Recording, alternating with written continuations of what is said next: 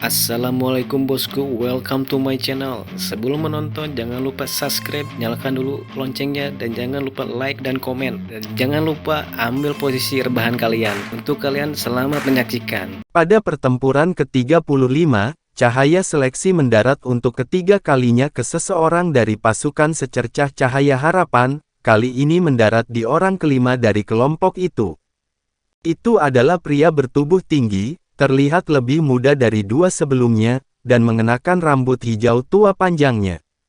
Penampilannya langsung menuai komentar di sisi kuil penyihir karena banyak penyihir yang mengenalinya. Dan di sisi kuil ksatria, seorang gadis berambut merah muda hampir seketika mengepalkan tinjunya, terlihat sangat lamban.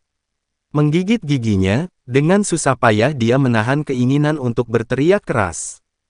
Li Zengzi memandang Lin Chen di sisinya, ekspresi bertanya di wajahnya. Lin Chen memiliki tampilan tak bernyawa sekarang, gemetar hebat karena kegembiraan. Li Zengzi mengalihkan pandangannya kembali, dapat melihat dari ekspresi Lin Chen bahwa dia tidak tahu sama sekali tentang cucunya yang datang ke kota suci. Kegembiraan besar itu tidak mungkin dipalsukan. Tidak salah, pria berambut hijau tua dan bertubuh ramping ini terlihat tampan sampai-sampai dicirikan sebagai sedikit feminin, adalah satu-satunya penyihir dari pasukan secercah cahaya harapan, Lin Xin, yang dijuluki saudara pil narkoba oleh orang lain. Lawan Lin Xin adalah seorang ksatria, jadi dia berjalan ke stadion bersama ksatria ini.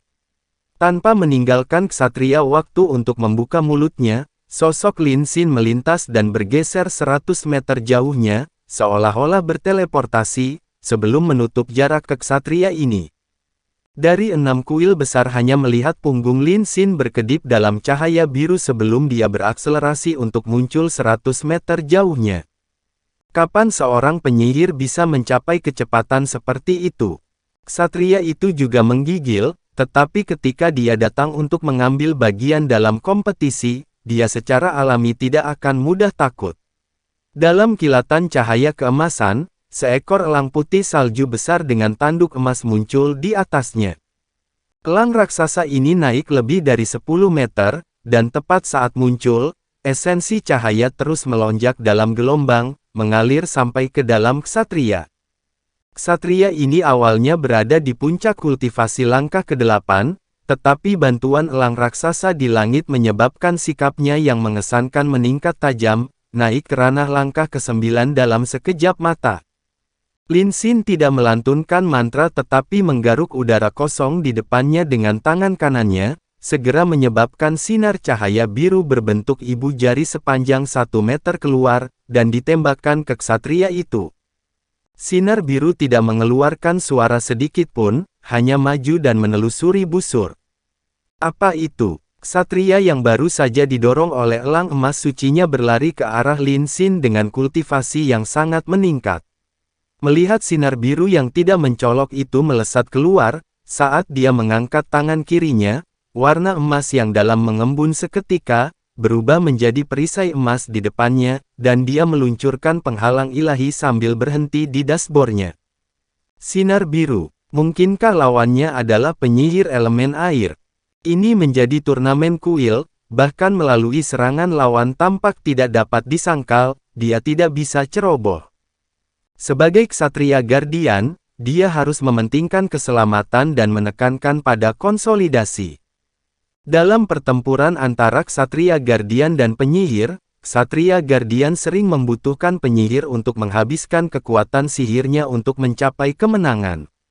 Bagaimanapun, ksatria guardian tidak ahli dalam kecepatan dan memiliki kekuatan serangan yang agak lebih lemah, menempatkan mereka pada posisi yang tidak baik melawan penyihir yang menggunakan sayap spiritual mereka untuk mencapai penerbangan. Ketika sinar biru secara akurat mendarat ke perisai ksatria guardian, melawan semua harapan, sinar biru yang tampak lembut dengan kehadiran yang jauh dari sebanding dengan kekaguman bola api tiba-tiba meledak saat kontak dengan perisai ksatria guardian. Ksatria guardian tiba-tiba didorong hampir 10 meter jauhnya, dan abu biru diciptakan di perisai. Segera, perisai ilahinya menghilang di tengah-tengah sinar biru, saat udara di sekitarnya menjadi jelas terdistorsi. Itu bukan air, tapi api biru. Tapi sihir macam apa itu? Ksatria Guardian kehilangan perisainya di bawah keadaan penghalang ilahi, dan aliran udara panas yang membakar itu menyebabkan energi spiritualnya habis dengan kecepatan tinggi. Dengan susah payah, ia akhirnya berhasil menangkal sisa besar yang dihasilkan oleh sinar biru. Meskipun kultivasinya dinaikkan ke langkah ke-9 berkat tunggangannya, pada akhirnya dia belum mencapai langkah ke-9 secara nyata. Menghadapi ledakan instan mantra api lawan dari langkah ke-9, dia tahu bahwa peluangnya cukup langka. Kali ini, Lin Xin melancarkan serangan lain. Di belakang punggungnya, rambutnya berkibar perlahan di sisi lengan kirinya saat tangan kanannya terangkat sekali lagi, dan kali ini, dua sinar biru seperti itu ditembakkan lagi. Kulit Ksatria Guardian menjadi sangat tidak sedap dipandang. Dalam situasi tanpa peralatan yang dapat digunakan, perisainya hanya dapat terwujud dengan mengandalkan energi spiritualnya sendiri, dan menambahkannya ke penghalang ilahi membentuk keadaan pertahanan terbesarnya. Tapi sinar biru sebelumnya baru saja menembus pertahanannya, dan kali ini, dua dari mereka pasti akan lebih sulit untuk dipertahankan. Dalam teriakan besar, Ksatria Guardian melangkah maju dan menelusuri busur dalam sebuah gerakan. Sementara itu, cahaya suci muncul dari seluruh tubuhnya, tangannya saling bersilangan di udara, dan perisai yang bahkan lebih tebal dari yang sebelumnya muncul. Api pijar membentuk perisai berat yang digunakan untuk memblokir serangan yang masuk. Itu masih penghalang ilahi, dan satu-satunya harapannya saat ini adalah bahwa mantra instan yang dilepaskan Lin Xin ini benar-benar menghabiskan sejumlah besar kekuatan magis, sehingga penyihir yang menentangnya akan memiliki penipisan sumber daya yang lebih besar daripada dia. Ketika sinar biru meledak berturut-turut, Ksatria Guardian menyadari sekali lagi kesalahannya. Kedua entitas biru ini telah meledak berturut-turut, api biru yang membakar naik di sekitar tubuh ksatria. Beberapa di antaranya sudah ada padanya dan menyebabkan pengeluaran energi spiritual yang sangat besar terus memancar keluar, yang semuanya hanya disebabkan oleh sinar cahaya biru yang sangat menyengat ini. Jadi yang sebenarnya dari langkah ke-9 sebenarnya adalah hal yang menakutkan. Pertandingan ini terlihat jauh lebih santai dari sebelumnya, tidak ada sihir mencolok, tidak ada kemampuan yang kuat, dan tidak ada penghinaan dan keliaran kasar yang ditunjukkan oleh si Masian. Tetapi kekuatan sejati mampu membedakan banyak hal dari ini. Sinar cahaya biru yang tampak sederhana itu sama sekali tidak sederhana. Li Zengzi memandang Lin Xin dengan tatapan penuh keterkejutan, bergumam, dataran tinggi spiritual yang kental seperti itu sudah melampaui skala sihir. Kontrol yang tampak mudah namun sangat rumit atas energi spiritual. Tingkat seberapa dalam yang sudah dicapai oleh pemahaman anak Lin Xin tentang api ini? Kejutan Lin Chen bahkan melampaui Li Zengzi. Apakah itu masih cucunya yang sama? Sebelumnya serangan adalah sesuatu yang dia tidak punya cara sama sekali untuk bereproduksi. Meskipun kultivasi Lin Chen membuat terobosan terakhir setelah bertahun-tahun mengalami kemacetan untuk akhirnya mencapai langkah ke-9 setelah berakhirnya Perang Suci, dia masih merasa sama sekali tidak dapat mereproduksi kendali atas api itu. Selain itu, api Lin Xin memberinya kendali atas api yang jauh melampaui penyihir biasa. Setelah cucunya hilang selama lebih dari 4 tahun hanya untuk kembali begitu kuat, bagaimana mungkin dia tidak bersemangat? Tepat pada saat ini, tampilan keterampilan Lin Xin berikutnya mengguncang seluruh penonton. Kaki kirinya melangkah maju sedikit, saat dia memasang ekspresi yang sangat fokus di wajahnya, matanya berkedip-kedip dengan tulus. Mengangkat tangan kirinya, kali ini dia melakukan kontrol hanya dengan menggunakan telunjuknya. Sinar biru muncul dengan berani di udara, terlihat lebih pendek dari dua sebelumnya, tetapi tidak segera pergi untuk Ksatria Guardian, hanya tetap kental di sisi Lin Xin. Dalam sekejap mata, Lin Xin dengan flamboyan memunculkan 12 sinar cahaya biru ini, menyebabkan Ksatria Guardian yang berlawanan terlihat benar-benar kosong. Karena dua sinar biru sudah membuatnya kelelahan sedemikian rupa, bagaimana mungkin begitu banyak dari mereka bahkan mengampuni nyawanya. Secara kebetulan turnamen kuil suci telah menetapkan aturan, bahwa membunuh lawan sama sekali tidak diperbolehkan, atau dia takut dia sudah akan melarikan diri dengan sangat panik. Dengan menembakkan api biru bertuliskan Sin-er. Melihat kata-kata ini, gelombang air mata mulai mengalir di pipi Li Xin, dari teras. Dia telah kembali, dan meskipun dia belum datang untuk mencariku hal pertama, dia masih mengingatku. Segera, Lin Xin mengangkat tangannya, dan menggunakan sinar cahayanya yang sangat kuat untuk membentuk simbol hati yang mengelilingi nama Sin-er. Ini, mata Lin Chen segera memerah di luar kendalinya, menemukan untuk pertama kalinya pertunjukan cucunya tidak begitu menjijikkan. Otot-otot di wajah Ksatria Guardian yang berlawanan segera bergerak-gerak, lawan benar-benar membuat pernyataan cinta dalam pertandingan turnamen kuil. Ini hanya menyebabkan dia mengubur wajahnya di telapak tangannya. Menemukan rasa malu tidak lagi tertahankan, Ksatria Guardian menoleh dan pergi. Apa gunanya bahkan untuk menjaga pertandingan tetap berjalan lebih jauh? Dia tampaknya sudah kalah. Para penonton bersorak, apa dia sedang melamar seseorang? Siapa Sin-er bikin iri saja, bahkan dia mampu mengendalikan api membentuk tulisan. Lin Xin menghadap ke atas, melihat garis buram dari gambar hatinya, sebelum teriakan Phoenix yang bergema tiba-tiba terdengar, sinar biru segera berkumpul di dadanya untuk menghilang dalam sekejap mata. Kemudian dia meninggalkan lapangan, mengambil jubahnya saat dia kembali ke rekan-rekannya. Dalam kompetisi ini, pengamat sama sekali tidak diizinkan untuk berhubungan dengan para kontestan. Duduk di sana, Li Xin sudah menangis dengan sedihnya. Jadi dia akhirnya kembali, dan tidak melupakanku.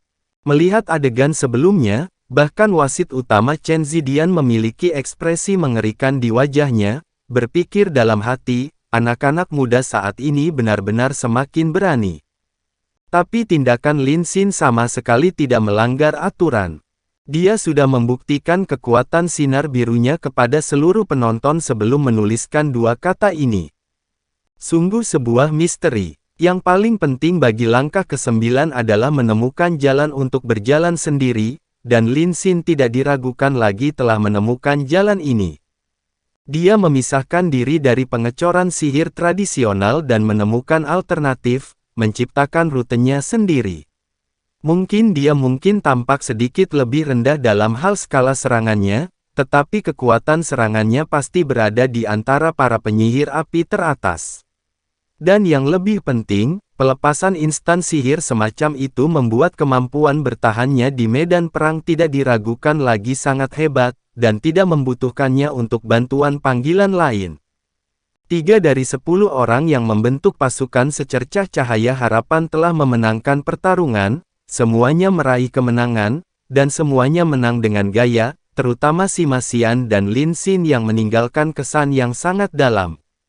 Cahaya seleksi muncul kembali, tetapi melawan semua harapan, cahaya seleksi lainnya sekali lagi menerangi seseorang di antara jajaran pasukan secercah cahaya harapan, serta orang lain di sisi kuil jiwa.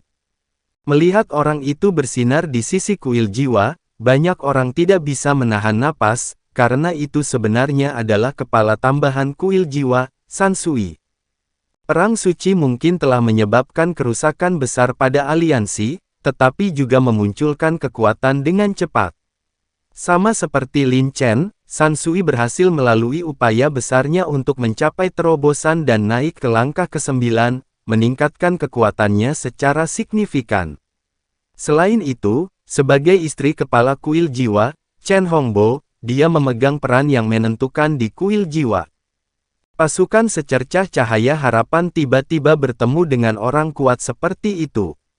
Kali ini tidak ada yang optimis untuk mereka, karena bagaimanapun, ini adalah lawan pertama dari langkah ke-9 yang mereka temui. Tetapi pada saat kontestan di sisi pasukan secercah cahaya harapan melepas jubahnya, keributan besar muncul. Dia masih terlalu muda. Bagaimana mungkin pasukan pemburu iblis pasukan secercah cahaya harapan ini benar-benar dibentuk dengan begitu banyak orang aneh ini? Bisakah mereka memiliki teknik khusus untuk mengubah penampilan mereka? Bagaimana mungkin masing-masing dari mereka terlihat begitu muda? Rambut panjangnya terurai angin sepoi-sepoi saat dia membawa senyum eksentrik di wajahnya. Chen Ying'er memasuki stadion. San Sui memiliki tatapan tak berdaya ketika melihatnya, dan tidak melonjak kegirangan saat melihatnya. Sangat jelas, Chen Ying'er telah bertemu kakek dan neneknya dan bertarung sebelum dimulainya turnamen kuil. Setelah Chen Ying'er memasuki stadion, dia tidak segera melantunkan mantranya, tetapi memberikan tatapan sedih kepada neneknya sendiri. San Sui menghela nafas ringan. Ekspresi penuh kasih di wajahnya, dia tanpa daya menggelengkan kepalanya, dan mengucapkan kata-kata, "Aku mengakui." Setelah mengucapkan kata-kata ini, dia segera berbalik untuk keluar dari lapangan. Chen Ying'er menjulurkan lidahnya dan keluar dari stadion dengan lincah, dengan senyum di wajahnya. Apa? San Sui Popo baru saja menyerah. Mayoritas merasa seolah-olah mereka salah dengar. Bagaimana mungkin kepala pembantu kuil jiwa menyerah begitu saja terhadap gadis muda seperti itu? Faktanya, itu adalah kompetisi sistem gugur, hanya dengan kalah dalam satu pertandingan, seseorang tidak akan memiliki kesempatan lagi untuk berpartisipasi dalam sisa turnamen kuil suci. Li Zhengzi mengerutkan alisnya, sepertinya ingin mengatakan sesuatu, tetapi akhirnya menahannya. Dengan pemahamannya tentang skuad pasukan secercah cahaya harapan, dia secara alami tahu tentang hubungan antara San Sui dan Chen Ying'er. Situasi menyerah dalam turnamen kuil suci sangat jarang terjadi. Tidak peduli apa, tidak ada aturan yang melarang untuk menyerah, jadi meskipun langkah San Sui menimbulkan pertanyaan, tidak ada yang menghentikannya untuk melakukannya. Secara misterius, para kontestan di sisi kuil jiwa semuanya memiliki penampilan yang tenang, dan tidak ada dari mereka yang bahkan mengomentari tindakan San Sui. Melihat adegan ini, Li Zhengzi tiba-tiba merasa tidak nyaman. Ketenangan kuil jiwa tampaknya memiliki arti lain.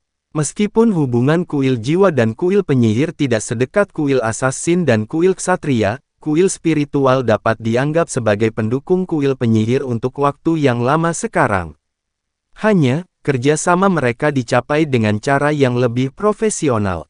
Kompetisi terus berjalan. Pertandingan turnamen kuil suci berlangsung untuk waktu yang singkat, pertama karena tidak ada perjuangan hidup atau mati, dan karena para kontestan berada di langkah ke-9 untuk beberapa orang, dan pada langkah ke-8 untuk yang lain, kesenjangan dalam kekuatan akan muncul dengan sangat mudah, membuat sebagian besar pertandingan sangat singkat. Di pagi hari, lebih dari 40 pertandingan selesai. Berdasarkan kecepatan ini, putaran pertama tahap pertama harus berakhir pada malam hari. Dari 5 kuil besar yang berpartisipasi dan pasukan pemburu iblis secercah cahaya harapan, yang terakhir adalah satu-satunya yang hanya terus menang dari awal hingga sekarang. 5 dari mereka telah memasuki pertandingan, Yang Wenzhao, Sima Xian, Lin Xin, Chen Ying'er, serta Duan Yi yang juga mencapai puncak langkah ke-8, dan menang berkat kolaborasi sempurna dengan tunggangan raksasanya dalam pertandingan itu. Dari kelimanya, hanya Duan Yi yang mengalami waktu yang agak sulit, setelah dihadapkan dengan pertempuran sengit melawan seorang penyihir selama 1/4 jam, mencapai kemenangan dengan mengandalkan pertahanan dan keterampilan pribadinya yang hebat. Selain meraih kemenangan, yang lain semua memiliki waktu yang agak mudah. Turnamen kuil suci tidak termasuk jeda makan siang. Orang yang berpartisipasi tidak akan kesulitan bahkan menghabiskan 10 hari atau setengah bulan tanpa makan, jadi kompetisi masih terus berjalan. Pada saat pertandingan ke-48, kandidat ke-6 dari secercah cahaya harapan adalah target cahaya seleksi, dan kali ini yang berdiri di paling kiri dari barisan mereka. Pada saat cahaya seleksi berhenti, penampilan semua petinggi dari 6 kuil besar terkonsentrasi padanya, karena semua tahu bahwa posisi pertama pasukan pemburu iblis akan selalu menjadi milik kapten mereka. Dan kapten secercah cahaya harapan tidak lain adalah Long Hao Shen. Jadi setelah lebih dari 4 tahun berlalu, Long Hao Shen akhirnya muncul kembali. Keberuntungan Long Hao Shen sangat kurang, karena yang lain yang dipilih lawannya adalah kepala kuil pejuang, Qiu Yonghao, orang nomor 1 dan terkuat di kuil pejuang. 1 dan terkuat di kuil